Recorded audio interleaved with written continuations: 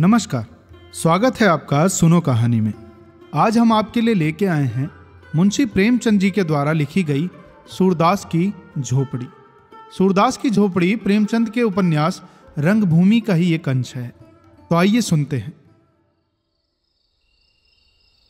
रात के 2 बजे होंगे कि अकस्मात सूरदास की झोपड़ी से ज्वाला उठी। लोग अपने अपने द्वारों पर सो रहे थे। निद्रावस्था में भी उपचेतना जागती रहती है। दम के दम में सैकड़ों आदमी जमा हो गए। आसमान पर लाली छाई हुई थी। ज्वालाएं लपक लपक कर आकाश की ओर दौड़ने लगी। कभी उनका आकार किसी मंदिर के स्वर्ण कलश का सा हो जाता था, कभी वे वायु के झोंके से यह कंपित होने लगती थी मानो जल में चांद का प्रतिबिंब हो। आग बुझाने का प्रयत्न किया जा रहा था, पर झोपड़े की आग ईर्ष्या की आग की भांति कभी न बुझने वाली थी। कोई पानी ला रहा था, कोई यों ही शोर मचा रहा था, किंतु अधिकांश लोग चुपचाप खड़े नैराश्यपूर्ण दृष्टि से अग्निदाह को देख रहे थे, मानो किसी मित्र की चिताग्नि है। सहसा सूरदास दौड़ा हुआ आया और चुपचाप ज्वाला के प्रकाश में खड़ा हो गया। बजरंगी ने पूछा, यह कैसे लगी सूरे? चूल्हे में तो आग नहीं छोड़ दी थी। सूरदास ने बोला, झोपड़े में जाने का कोई रास्ता ही नहीं है। बजरंगी ने फिर पूछा, अब तो अंदर बाहर सब एक हो गया है, दीवारें जल रही हैं। सूरदास ने फिर बोला कि किसी तरह नहीं जा सकता। बजरंगी ने बोला, अरे कैसे जाओगे? देखते नहीं हो यहां तक लपटें आ रही हैं। तभी पीछे से जगधर बोला, सूरे क्या चूल्हा ठंडा नहीं किया था? तभी पीछे से नायक राम बोला, चूल्हा ठंडा किया होता तो दुश्मन का कलेजा कैसे ठंडा होता। जगधर ने फिर बोला, पंडा जी मेरा लड़का काम ना आए, अगर मुझे कुछ भी मालूम हो तुम मुझ पर नाहक सुबह करते हो। नायक राम ने बोला, मैं जानता हूं जिसने लगाई है, बिगाड़ न दूं तो कहना। तभी ठाकुर दीन ने बोला, तुम क्या बिगाड़ोगे, भगवान आप ही बिगाड़ देंगे। इसी तरह जब मेरे घर में चोरी हुई थी तो सब स्वाहा हो गया। तभी जगधर ने बोला, जिसके मन में इतनी खुटाई हो भगवान उसका सत्यानाश कर दे। तभी सूरदास ने बोला, अब तो लपट नहीं आती। बजरंगी बोला, हाँ फूस जल गया, अब धरन जल रही है। सूरदास ने बोला, अब तो अंदर जा सकता हूं। तभी नायक राम बोला, अंदर तो जा सकते हो पर बाहर नहीं निकल सकते। अब चलो आराम से सो रहो, जो होना था हो गया, पछताने से क्या होगा। सूरदास ने बोला, हाँ सो रहूंगा, जल्दी क्या है। थोड़ी देर में रही सही आग भी बुझ गई। कुशल यह हुई कि और किसी के घर में आग न लगी। सब लोग इस दुर्घटना पर आलोचनाएं करते हुए विदा हुए।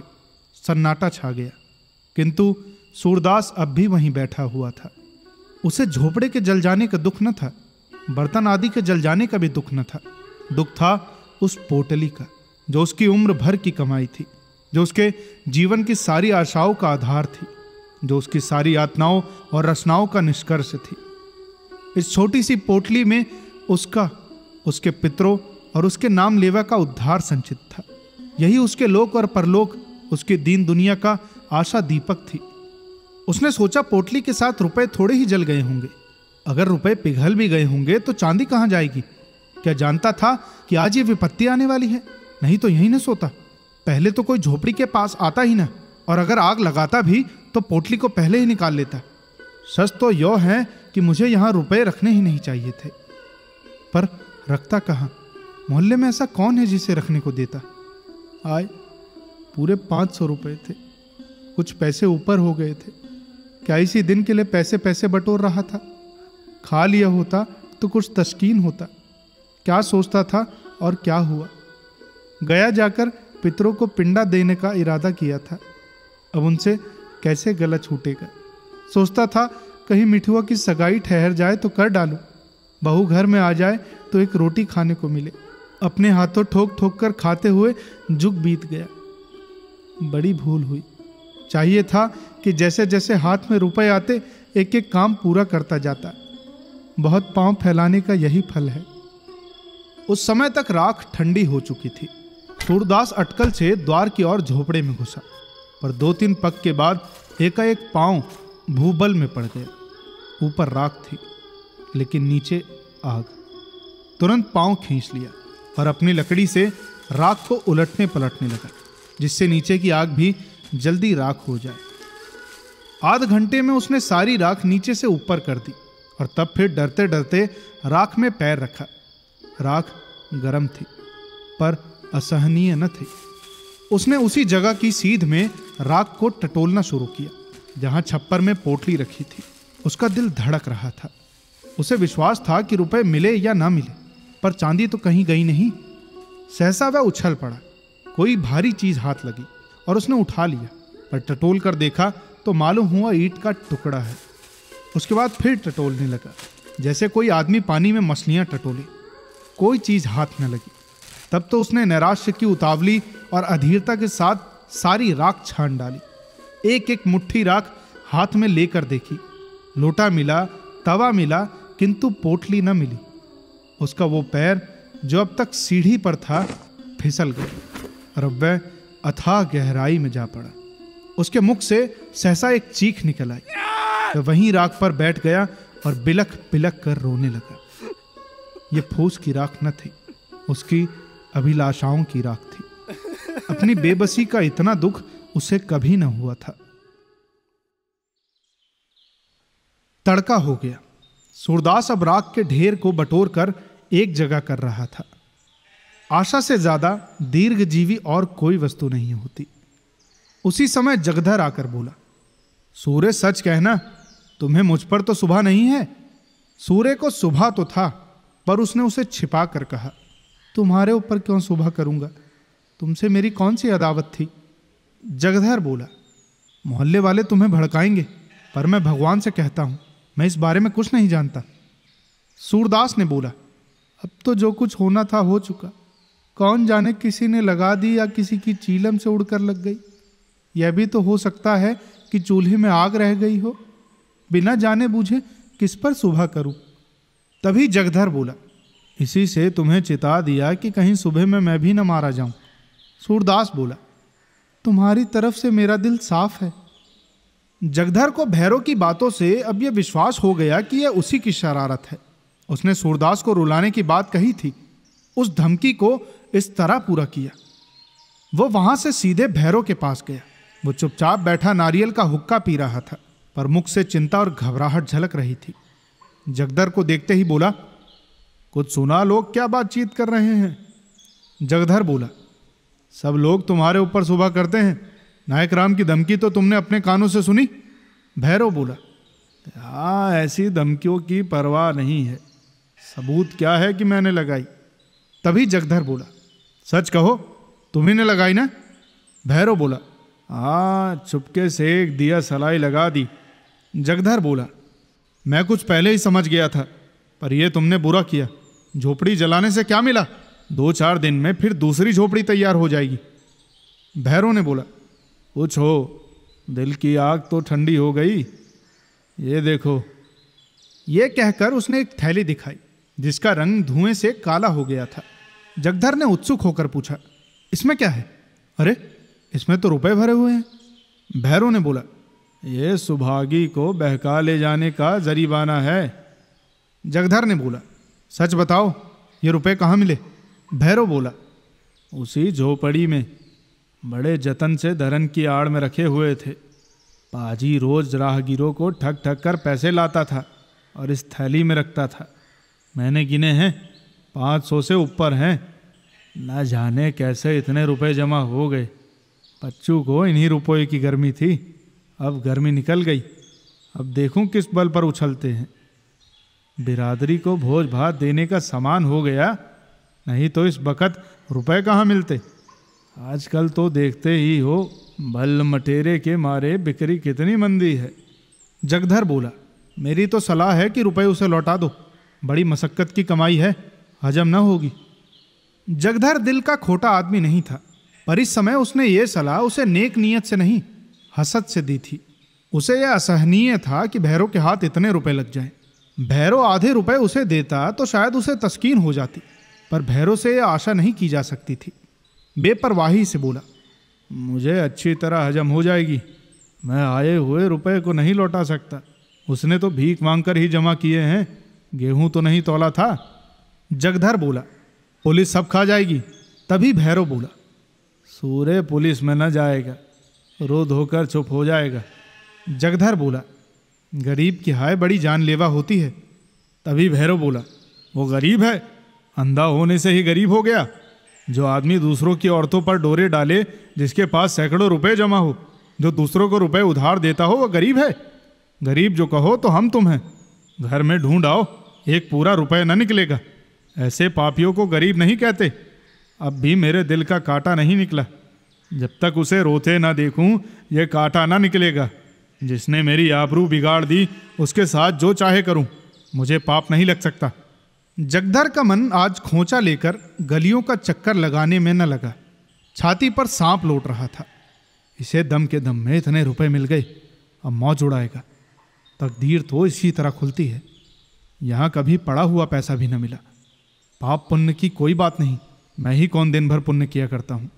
दमड़ी छदाम कौड़ियों के लिए टेनी मारता हूँ, बाट खोटे रखता हूँ, तेल की मिठाई को घी की कहकर बेचता हूँ। ईमान गंवाने पर भी कुछ नहीं लगता। जानता हूँ यह बुरा काम है, पर बाल बच्चों को पालना भी तो जरूरी है। इसने ईमान खोया तो कुछ लेकर खोया। गुनाह बेलज्जत नहीं रहा। अब 2-3 दुकानों पर और ठेका ले लेगा। ऐसा ही कोई माल मेरे हाथ भी पड़ जाता तो जिंदगानी सफल हो जाती। जगधर के मन में ईर्ष्या का अंकुर जमा। वो भैरव के घर से लौटा तो देखा कि सूरदास राख को बटोर कर उसे आटे की भांति गूंथ रहा था। सारा शरीर भस्म से ढका हुआ है और पसीने की धारें निकल रही हैं। बोला, सूरे क्या ढूंढते हो? सूरदास बोला, कुछ नहीं, यहां रखा ही क्या था, यही लोटा तवा देख रहा था। जगधर बोला, और वो थैली किसकी है जो भैरव के पास है? सूरदास चौंका, क्या इसलिए भैरव आया था? जरूर यही बात है। घर में आग लगाने के पहले रुपए निकाल लिए होंगे। लेकिन अंधे भिखारी के लिए दरिद्रता इतनी लज्जा की बात नहीं है जितना धन। सूरदास जगधर से अपनी आर्थिक हानि को गुप्त रखना चाहता था। वो गया जाकर पिंडदान करना चाहता था, मिठुआ का ब्याह करना चाहता था, कुआं बनवाना चाहता था, किंतु इस ढंग से कि लोगों को आश्चर्य हो कि इसके पास रुपए कहां से आए। लोग यही समझे कि भगवान दीन जनों की सहायता करते हैं। भिखारियों के लिए धन संचय पाप संचय से कम अपमान की बात नहीं है। बोला, मेरे पास थैली वैली कहाँ होगी किसी की? थैली होती तो भीख मांगता। जगधर बोला, मुझसे उड़ते हो? भैरव मुझसे स्वयं कह रहा था कि झोपड़े में धरन के ऊपर यह थैली मिली, 500 रुपए से कुछ बेसी है। सूरदास ने बोला, वो तुमसे हंसी करता होगा। 5.5 रुपए तो कभी जुड़े ही नहीं, 550 कहां से लाऊं? इतने में सुभागी वहां आ पहुंची। रात भर मंदिर के पिछवाड़े अमरूद के बाग में छिपी बैठी थी। वो जानती थी आग भैरव ने लगाई है। भैरव ने उस पर जो कलंक लगाया था उसकी उसे विशेष चिंता न थी, क्योंकि वो जानती थी कि किसी को इस पर विश्वास ना आएगा। लेकिन मेरे कारण सूरदास का यह सर्वनाश हो जाए, इसका उसे बड़ा दुख था। वो इस समय उसको तस्कीन देने आई थी। जगधर को वहां खड़े देखा तो झिझकी, भय हुआ कहीं ये मुझे पकड़ न ले। जगधर को भैरव का ही दूसरा अवतार समझती थी। उसने प्रण कर लिया था कि अब भैरव के घर न जाऊंगी, अलग रहूंगी और मेहनत मजदूरी करके जीवन का निर्वाह करूंगी। वहां कौन लड़के रो रहे हैं? एक मेरा ही पेट उसे भारी है ना। अब अकेले ठोके और खाए और बुढ़िया के चरण धो धो कर पिए। मुझसे तो यह नहीं हो सकता। इतने दिन हुए इसने कभी अपने मन से धेले का सिंदूर भी न दिया होगा, तो मैं क्यों उसके लिए मरूं? वो पीछे लौटना ही चाहती थी कि जगधर ने पुकारा, सुभागी कहां जाती है? देखिए अपने खसम की करतूत। बेचारे सूरदास को कहीं का ना रखा। सुभागी ने समझा मुझे झांसा दे रहा है। मेरे पेट की थाह लेने के लिए यह जाल फेंका है। व्यंग से बोली, उसके गुरु तो तुम ही हो, तुम्ही ने मंत्र दिया होगा। जगधर बोला, हाँ यही मेरा काम है। चोरी डाका ना सिखाऊं तो रोटियां क्यों कर चले। जब तक समझता था भला आदमी है, साथ बैठता था, हंसता बोलता था, लेकिन आज से कभी उसके पास बैठते देखा तो कान पकड़ लेना। जो आदमी दूसरों के घर में आग लगाए, गरीबों के रुपए चुरा ले जाए, वो अगर मेरा बेटा भी हो तो उसकी सूरत न देखूं। सूरदास ने जाने कितने जतन से 500 रुपए बटोरे थे, वे सब उड़ा ले गए। कहता हूं लौटा दो तो लड़ने पर तैयार होता है। पीछे से सूरदास ने बोला, फिर वही रट लगाए जाते हो। कह दिया कि मेरे पास रुपए नहीं थे, कहीं और जगह से मार लिया होगा। मेरे पास 500 रुपए होते तो चैन की बंसी न बजाता, दूसरों के सामने हाथ क्यों पसारता। जगधर ने बोला, सूर्य अगर तुम भरी गंगा में भी कहो कि मेरे रुपए नहीं हैं तो मैं ना मानूंगा। मैंने अपनी आंखों से वह थैली देखी है। भैरव ने अपने मुंह से कहा है कि यह थैली झोपड़े में धरन के ऊपर मिली। तुम्हारी बात कैसे मान लूं? तभी सुभागी बोली, तुमने थैली देखी है? जगधर बोला, हाँ देखी नहीं तो क्या झूठ बोल रहा हूं। सुभागी बोली, सूरदास सच सच बता दो, रुपए तुम्हारे हैं? सूरदास बोला, पागल हो गई है क्या, इनकी बातों में आ जाती है, भला मेरे पास रुपए कहां से आते? तभी जगधर बोला, इनसे पूछ, रुपए न थे तो इस घड़ी राख बटोर कर क्या ढूंढ रहे थे? सुभागी ने सूरदास के चेहरे की तरफ अन्वेषण की दृष्टि से देखा। उसकी उस बीमार की सी दशा थी जो अपने प्रियजनों की तस्कीन के लिए अपनी असहनीय वेदना को छिपाने का असफल प्रयत्न कर रहा हो। जगधर के निकट आकर बोली, रुपए जरूर थे, इसका चेहरा कहे देता है। जगधर बोला, मैंने थैली अपनी आंखों से देखी है। सुभागी बोली, अब चाहे वह मुझे मारे या निकाले, पर रहूंगी उसी के घर। कहाँ कहाँ थैली को छिपाएगा, कभी तो मेरे हाथ लगेगी। मेरे ही कारण इस पर यह विपत पड़ी है। मैंने ही उजाड़ा है, मैं ही बसाऊंगी।